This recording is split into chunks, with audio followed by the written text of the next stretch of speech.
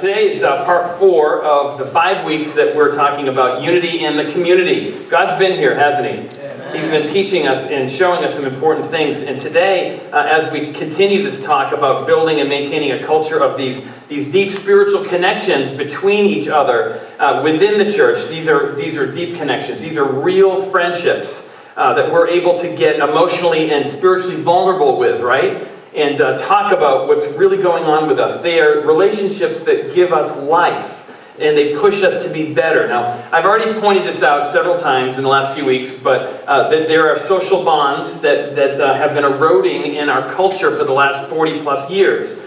People are less connected with other people. People are less involved, and they're less active in their communities. And it's as a result of that, it's been a challenge for the church. The church has to be deliberate and has to be intentional about working to build and maintain community, to prevent these cultural forces around us from, separating us from each other as well. Now, we've got to row, if you will, against the current of the culture.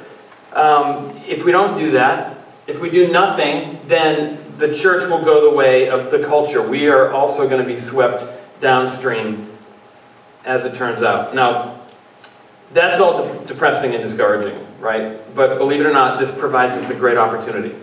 This reality provides us a great opportunity.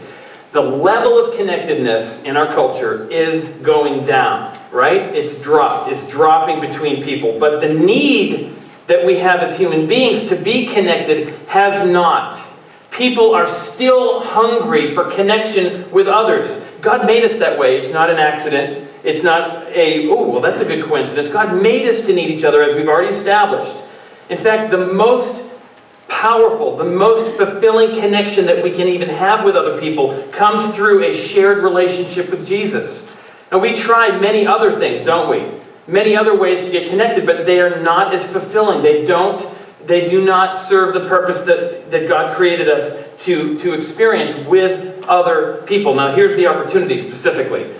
When our relationship with Jesus gets deeper, let's personalize it, okay? When your relationship with Jesus gets so real and comes so alive, when that happens, something amazing happens. His love, as your relationship with Him grows deeper, His love grows within your heart. And as His love grows within your heart and takes over your heart more and more, it spills out to everybody around us. And all of a sudden people see, what is going on with this person? What is different about this person? What do they have that I don't? Because I know I don't. What do they have that's different? And as a result, we are able to share Christ with others. We have this opportunity, this incredible opportunity to introduce them to Jesus. That's why we care for one another. That's why the Bible is so clear about the believers that are churchgoers, the insiders, the church people need to love and care for one another. Put each other above themselves. Why is the church mocked and ridiculed more often than not? I am convinced that it's because there's so much infighting. One of the main reasons is there's so much gossip and so much infighting within churches. And that's a byproduct of the enemy who is trying to divide and conquer. When we allow him place in the church, all of a sudden we become ridiculed. We become the laughing stock of the rest of the world. They look at us, they point fingers at us, and they say, as expected, they're living out the stereotype that I already knew the church was all about, which is not what it's meant to be, which is not what's meant to be communicated at all. Okay? Now, in this series, we've already seen that spiritual unity is an essential starting point, right? Which is why we can't allow the infighting, which is why we can't allow sin in the church, which is why we need to make hard decisions. That's what leadership requires, is that spiritual leadership is just as important as, business leadership. You fill in the blank, if not more so. We need to take leadership and make sure that we are chasing after God. Spiritual unity is this essential starting point for building community. It is something that we need to pursue. It is something that we need to protect. It is something that we absolutely need to practice. But we cannot, don't miss this, okay? We cannot embrace unity without embracing each other. Oh, man. We can't embrace spiritual unity unless we embrace one another. We have to accept one another. We have to encourage one another. Now, I know that can be very, very difficult sometimes. I promise we'll talk about that next week. We will. We're going to talk about how do you embrace those obnoxious, annoying people that we are supposed to accept. Okay, I did say that, yes. We're going to talk about that next week. But see, what I want to do, though, is this morning to talk about spiritual encouragement and how spiritual encouragement with each other will help build unity in the community. Do you ever notice that some people are a whole lot better at discouragement than they are at encouragement? There are some people that are they're gifted almost in being discouraging. You know what I mean? There's a story about a preacher who resigned and was trying to encourage one of the longtime members of the church at his farewell dinner. And so he said, "Don't be so sad." He said, "The next preacher might be better than me." And so she replied, "Well, that's what they said last time, but it just keeps getting worse." Sometimes the people who need the most encouragement are the ones that you would least expect that need the most encouragement. There was a mother who watched her son get more and more exhausted as the week went on, and by the end of the week, he'd lost his desire to even get out of bed. So mom heard the son's alarm go off through his bedroom door. Apparently, he just kept punching that little snooze button on the top. I know none of you ever do that, right? You never set your alarm an hour earlier so you could snooze 7 times, right? Okay. Finally, after 3 or 4 cycles of this, she walked in and said, "Son, it is time to get up." So he peeked out from under the covers. "Can you give me a good reason to get up?" "Come on, Mom, can you give me a good reason to get up?" She said, "Yes. Number 1, it's Sunday, time for church. Number 2, you're 43 years old and you know better. And number 3, you're the pastor and they expect you to be there." Some people need encouragement, right? They need a lot of it. The Apostle Paul says a very key statement about today's topic, and it's actually on the screen. It's from 1 Thessalonians. Wow. 1 Thessalonians chapter 5, verse 11. Let's read it.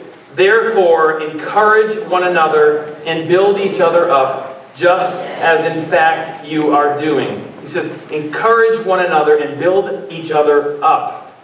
Now, why did Paul have to instruct believers to do this?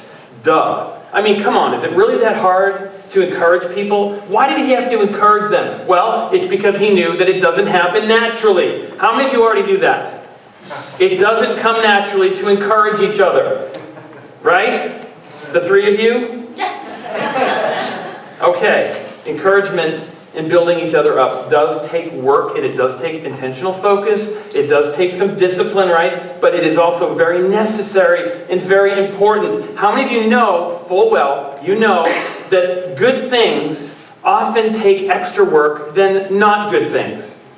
Right? Yeah. So this is something that's extremely important that we do. So why, though? Why is encouragement so important? Why is it worth our investment of time and effort? Why? Well, number 1, encouragement helps us to persevere. That's a wonderful 50-cent word. In case you haven't noticed, okay, this world is opposed to the gospel, opposed to who Jesus is. The world does not like the message of what Jesus has done for us. They really don't like it. And so we need encouragement to continue to stand firm in our faith in Jesus in the midst of a world that rejects him, in order to continue to believe that many people consider to be a myth. We need others. We need encouragement. The world, in fact, let me go so far as to say, thinks that Christians are fools. And again, as I've said, they point to examples of why they think that Christians are fools. The hypocrisy is unbelievable. The world really believes that Christians are guided by fairy tales, that Christians hold to this outdated, irrelevant moral code that no longer applies, that you're just stuck in the dark ages. That's what we're dealing with, folks. We're constantly dealing with this kind of people that are against us, these kinds of things that we have to fight through. In 1 Corinthians chapter 1, verse 18, and then also in chapter 2, verse 14, we read these words. 1 Corinthians 1:18 and chapter 2, verse 14. It says, "For the message of the cross is," anyone? "Is foolishness to those who are perishing. But to us who are being saved, it is the power of God."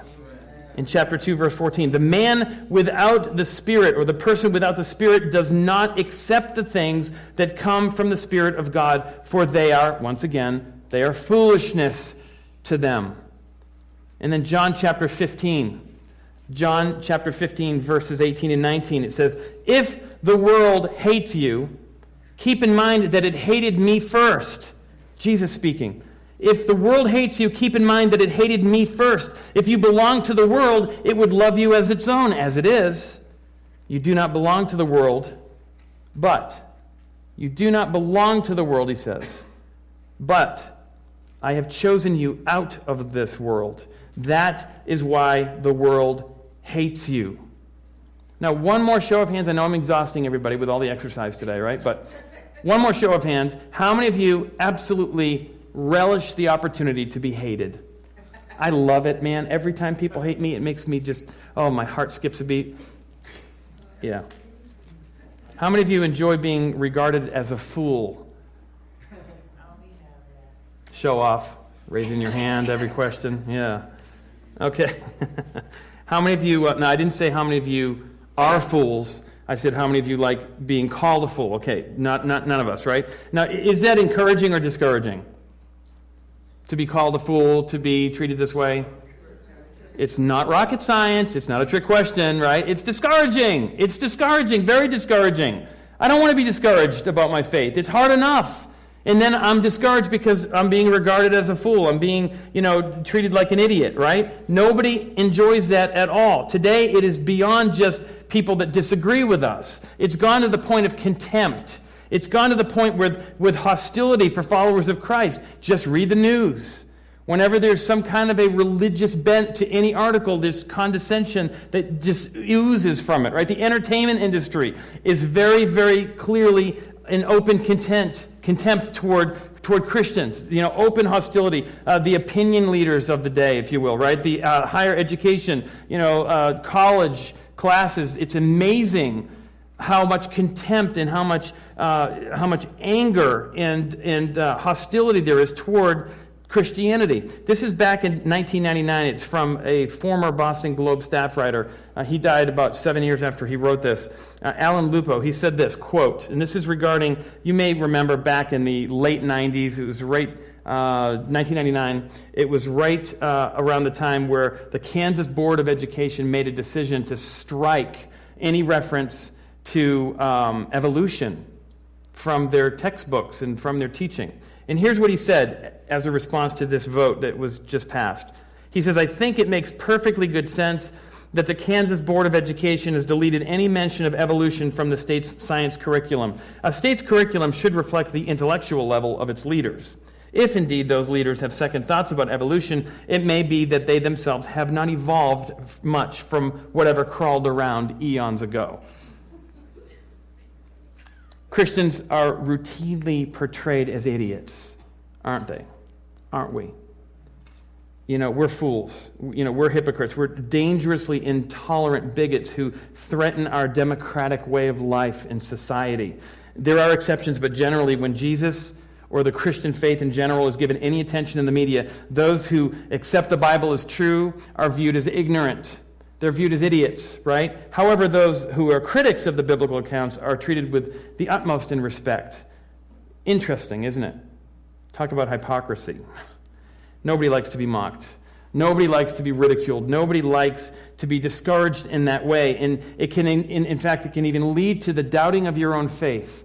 When everybody's against you, it gets very easy, to think, maybe they are right. Maybe I'm deluded by the Bible. Maybe the Bible is just a myth. And that's when we need to come alongside each other and strengthen each other and encourage each other to keep the faith, to not give in to doubt, to not let the scorn or contempt of the world turn us away from the truth. That's where encouragement becomes essential for all of us. Christian life is a struggle. It's hard work. And whoever said that, it was going to be easy if you just become a Christian, God will be there to rescue you from everything, they lied to you. That's not true. What they didn't lie about, though, is that when you become a Christian, when you receive Christ, when you live for Him, yes, the world will be against you, but the Creator of the universe is living in you, empowering you to do the impossible. That's cool. So be happy. Jesus said to take his yoke upon you. His yoke is easy, his burden is light, but he also said that we had to deny ourselves and take up our cross every day if we wanted to be a legitimate follower of his. Following Jesus requires us to be willing to give up everything. Even our own lives, if that's what it comes down to. Jesus said that following him isn't something to be entered into lightly. Oh, that sounds like a great idea. Sure, I'll pray this prayer. Oh, wait a minute. What's involved in all this? No, it's not something to be entered into lightly. He warned that we have got to first consider the cost. Consider the cost of being a disciple, a follower of his. It's going to cost us suffering. It's going to cost us inconvenience. It might cost us friendships. It will certainly cost us sacrifice in many other ways. That cost is our life. It's everything that we have. It's everything that we are. It's everything that we ever will be or ever hope to be. That's what it costs. One of the most difficult struggles is the battle against sin in our own hearts, isn't it? God's power is sufficient, but it's still a struggle. We need our strength to be renewed every single day. We need to be encouraged to follow Christ and to not give in to temptation. We need encouragement from each other to keep running, to not give up, to not, to make sure that we finish the race. It's like the marathon, right? That's what it is, and he even talks about this in Hebrews chapter 12. Turn there if you would. Hebrews chapter 12. We're going to look at Hebrews 12 and then Hebrews 3. If you don't know where Hebrews is in one of these Bibles in front of you, it's page 1193. Hebrews chapter 12, verses 1 through 3.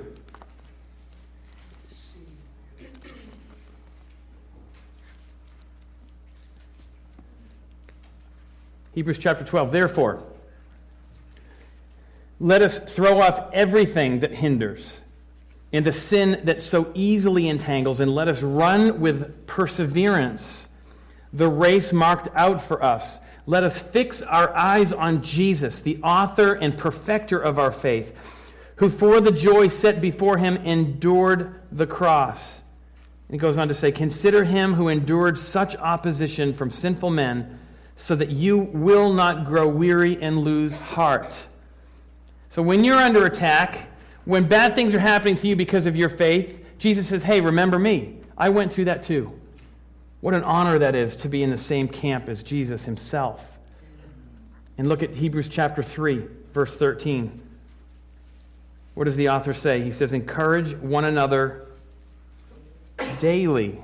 Encourage one another weekly, monthly, annually. No, encourage one another daily, as long as it is called today, so that none of you may be hardened by sin's deceitfulness. Remember this the other week? It's the same thing. Encourage one another daily, so that we are not hardened by sin's deceitfulness. Anybody ever run a marathon, a legitimate marathon? Anybody? I didn't think so. That's awesome.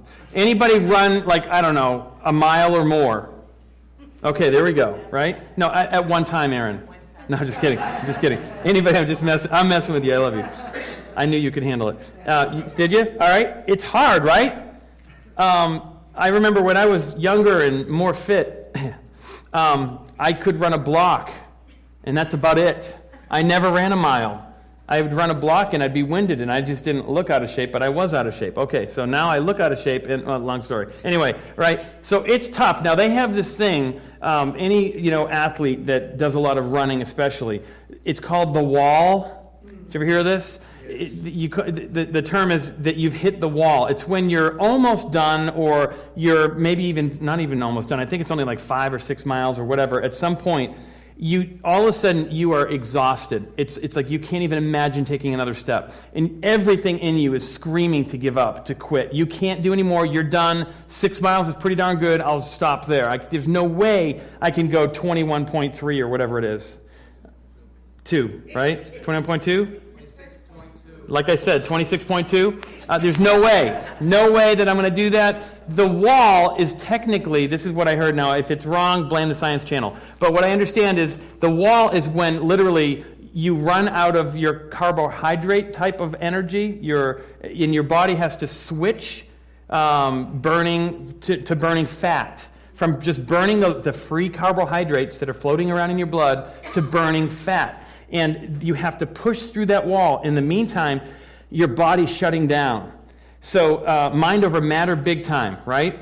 And that's kind of what's going on. That's kind of the picture that I have. You've got to push through the wall no matter how difficult it is. We all need those encouragers in our life. When we're under attack spiritually and we are exhausted and we just want to give up and just lay down, I am burned out, I'm done, I'm exhausted. We need encouragers in our lives. And the picture I get from these passages here, if you will, are like spectators on the sidelines. They're cheering you on. You're ready to give up, and all of a sudden, all these people are applauding you, and they're screaming your name, and they're encouraging you along, and all of a sudden, you can push through the pain. Suddenly, you find something within. You can push through that. When your legs feel like rubber, when your chest is on fire, you can keep going anyway.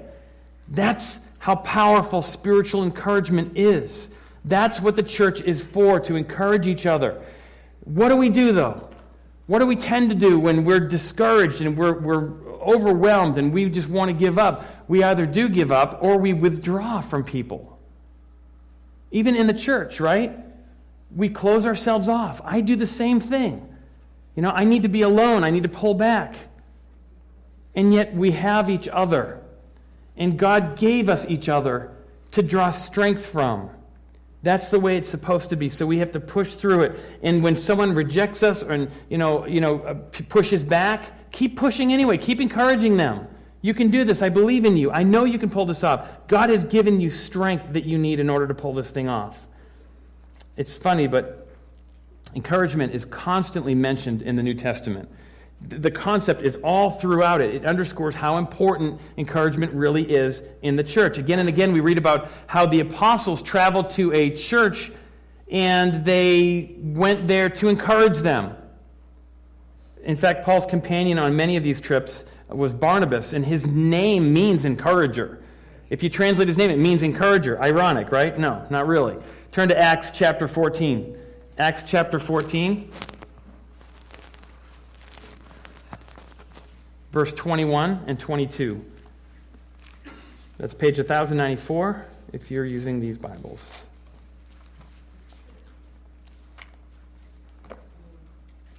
Paul and Barnabas is who are being talked about. They preached the good news in that city and won a large number of disciples.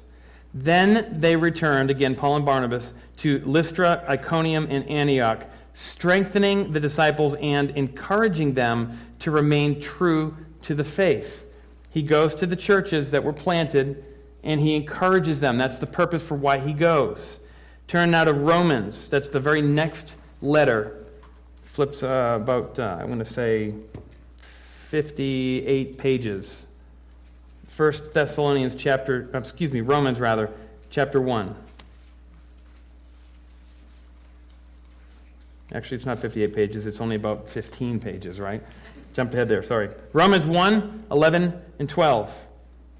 Paul says to the Romans, he says, I long to see you so that I may impart to you some spiritual gift to make you strong. That is, that you and I may be mutually, there's the E word, mutually encouraged by each other's faith. Now look at 1 Thessalonians chapter 3, verse 2 again. We're going to go back to 1 Thessalonians. Now that's about 58 pages ahead. 1 Thessalonians chapter 3, verse 2 and 3. Paul writing, he says, we sent Timothy, who is our brother and God's fellow worker in spreading the gospel of Christ, to strengthen and encourage you in your faith, so that no one would be unsettled by these trials. Paul had been given the daunting task of sharing Jesus with the modern world for the very first time. Could you imagine getting that assignment? Oh, by the way, I want you to take what you've learned and what you know about me and what I've done for you, Jesus speaking, and I want you to go and spread that news, planting churches all around the modern world, the world as you know it. Overwhelming, scary, frightening, but why though? I mean, we know that God called him, okay, fine. God knew what he was doing, but why encouragement? Why would he give so much of his time and attention to simply encouraging the believers? He plants these churches, and then he spends much of his time, not as much time writing. Wouldn't that have been better, doing more stuff that, is tangible? Planting more churches, maybe? Maybe he could have been the first one to go to America instead of, Captain Courageous or whatever, right? We don't need, Columbus. Why wouldn't he maybe, spread more churches, plant more churches around the remaining world? Why did he spend so much time encouraging those churches? Obviously, it was important. Obviously, it was essential. Encouragement is essential to our spiritual health. We need to be encouraged. Not just to do a good job at our workplace. Yes, we need encouragement. How many of you have ever worked for someone that never encouraged you and all they said was something negative? Yeah, it's very demotivating, right? Not very encouraging. And then you work for someone that encourages you, someone that's multiplying your intelligence, as I heard recently. Someone who is investing in you and believes in you. That is a motivating thing. Paul understood that. And so he says, encourage one another. Encourage each other in the faith. Secondly, so first we see very clearly that encouragement helps us to persevere. But secondly, encouragement is powerful. It is powerful. How do we respond when we're given a compliment or an affirmation? Someone says something nice, right? They affirm you. They give you a compliment, right? We savor it, don't we? We think about it. We turn it around in our head. We repeat it to our spouse. See? Somebody thinks I'm okay. Right? No. Don't we do that, though? We hold on to those things. That means so much to us. It makes a big impact. It ends up burning into our long-term memory. It has great power. Encouragement has tremendous power. Turn to Proverbs. There's two, real quick. Proverbs is pretty much right in the middle of the book, a little bit past that, page 636. Proverbs chapter 12, verse 18. And then we're going to jump to Proverbs 18. So just a couple passages here real quick to kind of illustrate the point clearly and in context about how powerful encouragement can be and how powerful words are in general. Proverbs 12:18. Reckless words pierce like a sword, but the tongue of the wise brings healing. I love the way the author says this. In so many words, what he's saying is, if you have any wisdom, if you're smart, then you're going to say kind, loving, encouraging things to one another. If you're a fool and you're stupid, then you're going to say harsh things to others. 18:21, Proverbs 18:21. The tongue has the power of life and death, and those who love it will eat its fruit. Good stuff. If you have a tongue, I hope all of us do, if you have a tongue, then you have the power of spiritual life or death. There's an awesome song, my kids love it too, by a band called Hawk Nelson, and the song is Words, and I'm just going to read you some of the lyrics. It's so much truth. They've made me feel like a prisoner. They've made me feel set free. They've made me feel like a criminal, made me feel like a king. They've lifted my heart to places I've never been, and they've dragged me down back to where I began. Words can build us up. Words can break us down. Start a fire in our hearts or put it out. And he goes on to say, let my words be life. Let my words be truth. I don't want to say a word unless it points the world back to you. Let the words I say be the sound of your grace. I want to speak your love, not just another noise. Oh, I want to be your light. I want to be your voice. That needs to be our prayer, right? Because words can tear people down or they can lift people up. We can encourage people or we can discourage people by the things that we say. Your words of encouragement have the power to revive us, folks. Your words of encouragement have the power to revive us, to renew our strength, to refresh our spirit, to lift us out of depression. Us referring to the body. Be careful the words you choose. Be careful what you say before you say it. My mom used to use the analogy all the time. She'd say, God, put an angel on my lips before I open my mouth to say something I'm going to regret later or to say something that's going to tear someone else down. Help me to say only words that will encourage them. Folks, when we express appreciation for people, here's what's really cool. We end up becoming thankful. As we encourage others in their faith, we get encouraged in our faith as a byproduct. As we encourage someone to trust God, our own faith is strengthened. And when we comfort others who are suffering, we find comfort and joy ourselves. Encouragement is powerful. Third and finally, encouragement is possible. It's possible to do this. How? How do we encourage each other? Encouragement can come in many forms. I mean, many of us could probably just rattle off a list, right? It might come through a spoken word or written words. Maybe it's someone who puts just simply puts an arm around your shoulder and listens to you. Maybe it's through a gift. Maybe it's a thoughtful act of service in some way. But the main thing is to make an honest effort to communicate to others that you love them, that you believe in them, that you care about them. Encourage them while keeping in mind that you are equally in need of God's love and God's affirmation and His grace, right? You're not comforting them or encouraging them from a position of spiritual superiority, right? Right? We're all in this thing together. And besides, you'll probably need their encouragement later anyway, so don't burn bridges. Point them to Jesus and help them to gain an eternal perspective on the troubles that they're dealing with at this very moment. It's going to get better. There's joy that comes in the morning. Don't forget to remind them that God is in control. He loves them. He's not abandoned them no matter how they feel. There's the word, right? God will always be there. All right? He will always be faithful. He never fails. Even when you don't understand what He's doing, He's always good. Remind them of that truth. And again, as you do that, it's a good reminder for yourself. It reminds me of that, too. While you're reminding them of all He is, remind yourself of who He is, too. It happens.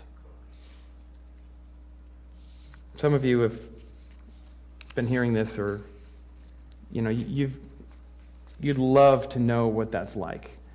To have that experience of knowing that Jesus loves you and having a personal relationship with Him. Maybe you've never trusted Him. You've never, confessed your sins to Him. You've never come to a place in your life where you've said, you know what, I need this forgiveness that's been talked about today. I want you to know that we're here for you. That God is here for you. The Holy Spirit is speaking to you right now because He loves you. He wants a personal relationship with Him. And you can have this experience that we've been talking about, the experience of discovering what it means to be loved by your Creator, what it means to be loved by God personally. He's not high, so too high and mighty to be, having a personal relationship with you. He's not divorced from reality. He's not living up in heaven. His Spirit is here right now, right where we are. And He wants to have an intimate relationship with all of us. We can come to Him. You can trust in Him as well. Some of you have surrendered control of your life to Jesus. You have done this before, but you're discouraged at this very moment. Maybe you're discovering that, you've been spending a lot of time just kind of by yourself, and you've not reached out to the church, to other believers. You've not opened up because you're afraid of intimacy, or you're afraid of vulnerability, or whatever it is. Or maybe you just didn't think it was an option. It is.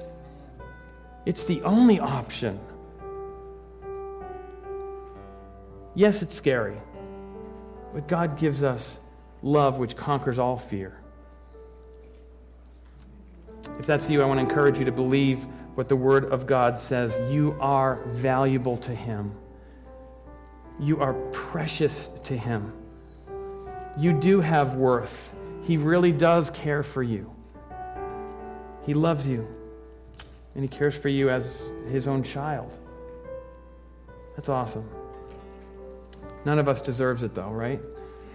Not one of us can earn it, but He offers it to us anyway as a gift, a free gift, to save us, to rescue us. Just receive it. Just embrace it and rejoice in it. Let's stand together. We're going to sing this song again. The lyric, as a reminder, says, God is with us. He'll go before. He will never leave us. God is for us. He has open arms. He will never fail us. Let's sing, and then I'll close.